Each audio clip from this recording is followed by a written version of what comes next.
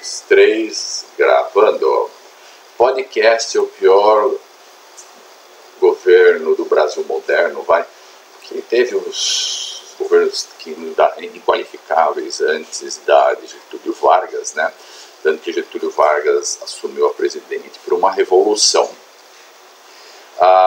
Capítulo 17, o último, né? Vou parar por aqui, só vou comentar no final, dependendo do tempo. O legado do Lula, né? Os governos posteriores. Escândalo mensal no Petrolão, foi o primeiro presidente sindicalista, o legado de Lula, governou de 2003 a 2011. Delúbio Soares. De onde surgiu Delúbio Soares? Onde aparece nessa história? Vingança e guerra no Congresso. Tinha tudo para dar certo. O que poderia dar errado? Na verdade, né, o que podia dar errado? 80% de aprovação. Onde estavam os grandes homens e as grandes mulheres por detrás do governo Lula? O PT tinha passado por cima de muita gente para chegar ao poder. Se ligou ao PMDB e deu um chute na bunda do PSDB, que tinha feito toda aquela modificação, tá? E os militares nem falar, né? O final do regime militar foi uma zona, né? Então a pergunta é, poderia dar certo um governo sem grandes homens e sem grandes mulheres por trás? É possível isso? Então eu acho que já deve ter chegado à conclusão que não, né? É só lembrar o passado, ó. Então, né? Todas essas pessoas eram as pessoas, os homens e as mulheres estavam no governo Lula. Isso aqui são todas as pessoas que foram para a cadeia devido ao mensalão, petrolão e a guerra no Congresso. Então, com esses homens por trás do governo Lula, vocês podiam esperar um grande governo? Principais medidas iniciais: pagamento de dívida externa, integração da UF, CNE do carro, material, já falei tudo isso, Bolsa Família, Assim Sem Fronteira e Penelém. Então, tinha tudo para dar certo, só precisava de grandes homens e grandes mulheres por trás, tá certo? Era só isso, né? O Lula ocupa a lua, todo mundo, aquele bando de gente, todos foram para cadeia e tal, não sei o que, ele saiu ileso, né? O Bolsonaro já não, né? O FHC já não roubou ninguém e tal, né? Fez aqueles acordão no Congresso e tal, ainda pelo menos escapou da cadeia, né? Porque era um grande homem. Tinha um grande respeito no Congresso e um grande respeito na mídia e na sociedade em geral. Já começou a vazar nas UFs. Não havia educador para ocupar todas as vagas, porque começou a abrir campos em vários estados e os campos em cidades satélites, no ABC e tal. Vai ser enorme e tal, mas não é a capital. Nesses estados que nem Sergipe, Alagoas e tal, em Minas foi 5 ou 6 UFs, o Cefet, assim por diante. Na hora que precisava de professores com mestrado ou doutorado em educação, não tinha. Para pesquisa ainda tinha. Mas tudo bem, até aí a gente vai botando um monte de gente e tal. O problema é que o cara começa a virar chefe de grupo e aí ele quer montar um grupo de pesquisa. E aí ele vai começar a chamar só o pessoal dele, né? Ou formar os grupinhos. E não havia aí quando os governos de centro começaram a fazer suas panelas no começo, aí no interior também ficaram por da vida e começaram a fazer seus nichos também. O outro problema é que os professores das universidades públicas não veem seus colegas particulares como seus pares. Não há uma estrutura de professorado tal, e não há um projeto nacional. Um governo socialista, a primeira coisa que o Lula devia ter feito, já que ele tinha a USP por trás dele, a Unicamp e tal, nós vamos montar um grande projeto, tal, vamos chamar, vamos reunir e tal. Foi feito no caos, na anarquia, no seu pior sentido da palavra, porque a anarquia é quando você tem pessoas cultas, cientistas e tal, e essas pessoas são capazes de andar sozinhos. Só que a maioria dos nossos doutores no Brasil não eram plenamente doutores, não se formam doutores da noite para o dia. Nós não temos uma educação da Áustria, da Suíça e da Alemanha, né? Onde fronteira, a criança com 8 anos de idade já fala 4, 5 línguas. Nós não, estamos isolados, nós temos problemas estruturais. Hoje o povo brasileiro, a língua portuguesa é uma língua morta. Os sindicatos não paravam de fazer greves, estava ligado ao PSOL, tal, tanto que o PT criou os Sintufs, né? Completa ausência de uma liderança central. Construiu prédios sem financiamentos estaduais, né? A FAPESP funciona, dá dinheiro, tal, não sei o que, vai formando centro de pesquisa. O resto foi abandonado por aí. E não tem dinheiro no governo central suficiente para aplacar a fome e a sede de verba dos congressistas e ainda sobrar para a saúde e tal, educação, ainda fazer pesquisas. E os estados não fazem o seu papel, os seus papéis, né? Tá certo? O ICMS do estado não faz nenhum investimento, o Goiás tal. As próprias fazendeiros, tal, que nem São Paulo construiu a ferrovia, é o pessoal que enfia dinheiro na Embrapa. Porque o Estado não faz nada, só suga. O Brasil cediu uma Copa do Mundo, Olimpíadas, um governo cedido socialista nunca se preparou em fazer jogos universitários. Cadê a brasileira? O capital de um governo socialista, o capital de qualquer país, são os seres humanos, é o capital humano. Fizemos as escolas e jogou, mas não fez as infraestruturas. É palavrão no país fazer jogos. Por quê? Aí o pessoal de Alagoas vai conversar com o pessoal de Sergipe, vai falar do governo, ou do Calheiro, vai falar do outro, vai vir a fofoca para lá. O pessoal, eles não querem uma unificação do país. Eles querem um país fragmentado. Fazendo um paralelo, quando o jogador faz um gol, ele vai e abraça quem fez o passe, assistência. Hoje assistência, ponta a ponta assistência. Por exemplo, em 2011, naquele 2008, quando o mundo inteiro teve uma crise bancária, o Brasil não teve. Aqui uma marolinha, fui eu que fiz, não, foi o FHC. Quem deixou tudo foi o FHC. Assim, esse país é um grande país, tal, o PSDB fez isso, hoje nós estamos estáveis e nós estamos progredindo. Não, eles quiseram acabar com o PSDB. Um governo sem grandes homens, um governo dos Romários e do Gerson, quero levar vantagem em tudo, só pode ter dado merda. Certo? Mas vamos ver, são os erros do passado que temos que corrigir. Porque o país precisa de grandes homens e grandes mulheres. O cara que faz o gol tem que dizer, olha, esse time joga com música. Esses caras aqui, o ponto esquerdo e o ponta direita, esses são os caras que cruzam a bola na área. Eu só faço gol, tá certo? Vai fazer que não rala, né? Que vai e abraça todo mundo. Aqui no Brasil, desculpa, não, eu paro por aqui esse assunto. Cada um faça a meia culpa. A minha obrigação aqui é fazer uma leitura da história, de acordo com a ética e filosofia política. Entra em cena Roberto Jefferson. Mas o que esse cara do PTB apareceu na história do Brasil e tal? Assim, de repente, no governo Lula, o que aconteceu com esse cara? Quem é esse cara? Lembra dele? Roberto Jefferson Monteiro Francisco, aquele cara que foi preso com um monte de arma e tal. É um advogado e político brasileiro, conhecido por liderar a tropa de choque em defesa do presidente Collor, por delatar o escândalo mensalão após a saída da cadeia por apoio do governo do Bolsonaro. Delatou o esquema de compra de votos do PT. De repente aparece na televisão, no terceiro ano do governo Lula, uma coisa, Roberto Jefferson delatando todo o esquema de corrupção do PT. Ele era o cara, amigo, o chapa do Collor, era o troco.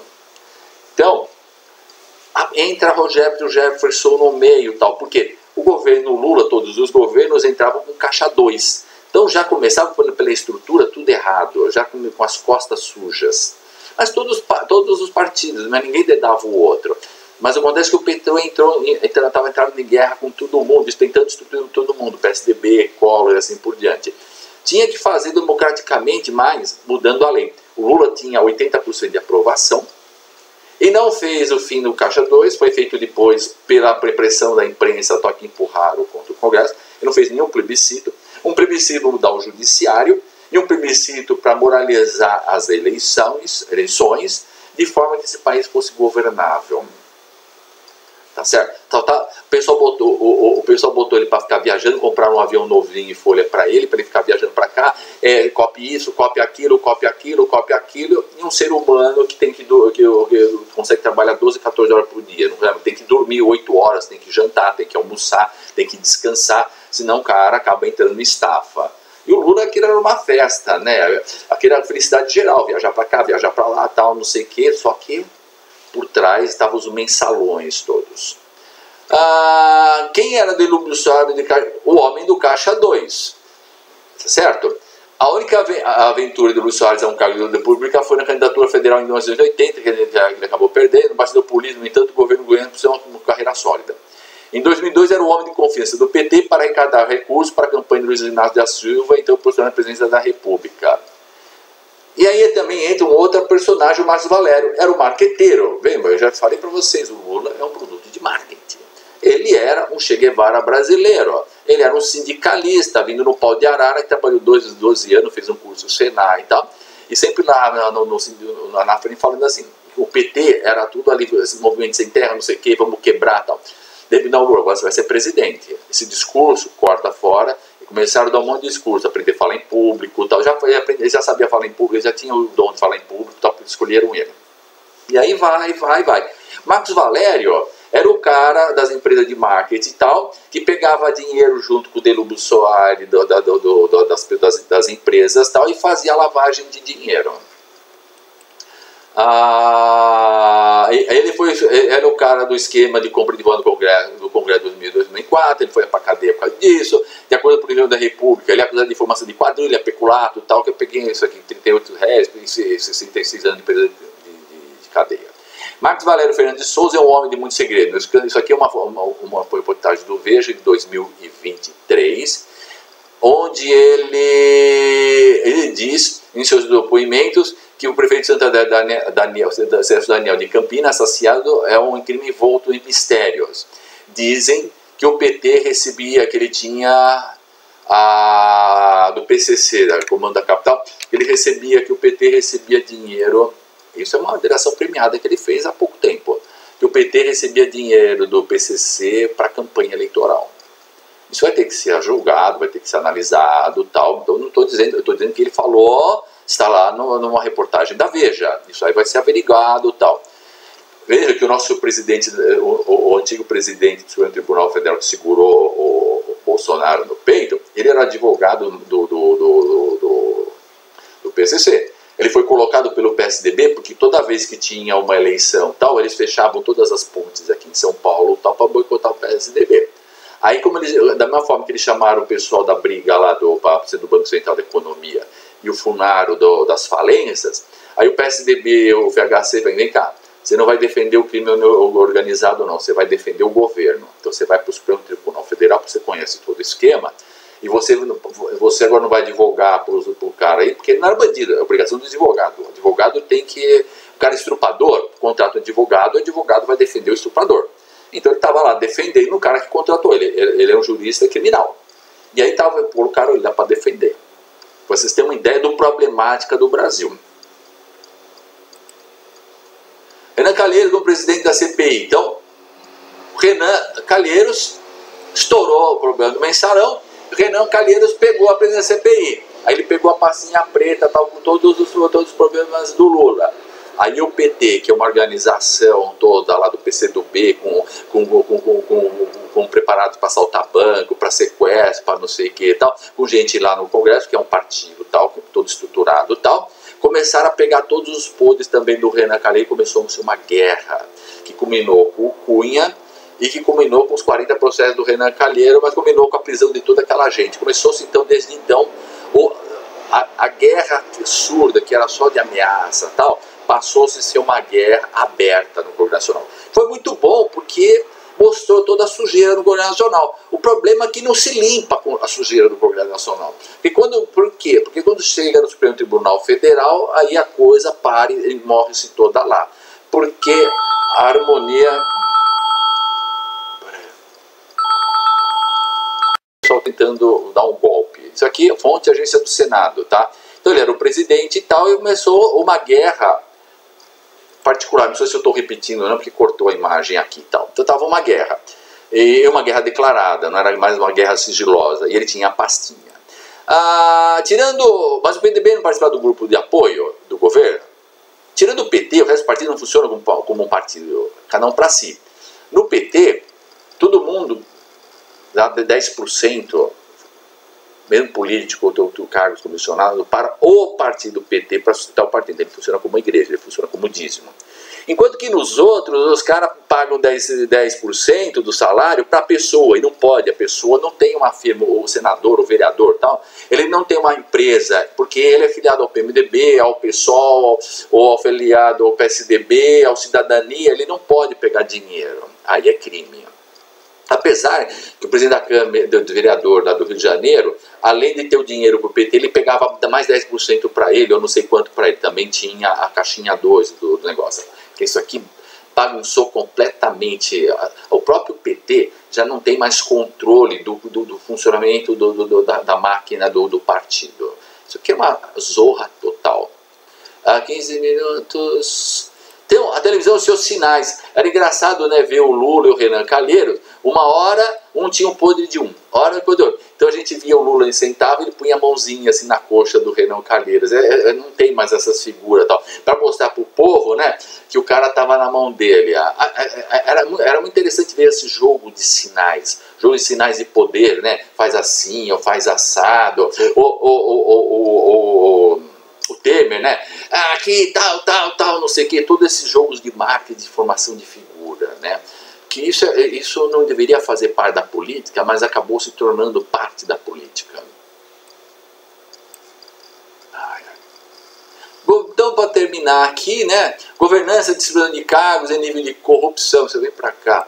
Após o mensalão, teve que criar 40 ministérios, senão conseguiu governar. O governo ficou conhecido como Alibaba e os 40 ladrões, né, que todo mundo se falava pelas ruas e pelos metrôs e no Petrobras.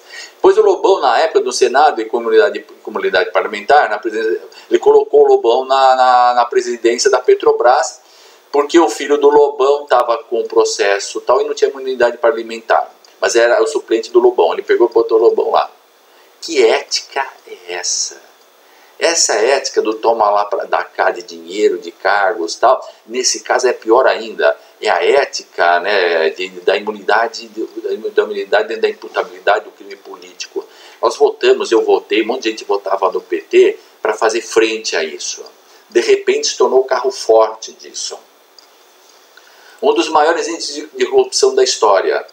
Hora da fofoca, segundo o pessoal da Petrobras e os funcionários públicos federais e os sindicatos de funcionários públicos, antes do governo Lula, os empresários, no governo militar e no governo FHC e do Sarney, os empresários é que iam lá para ver qual eram as licitações e tal, e oferecer propina.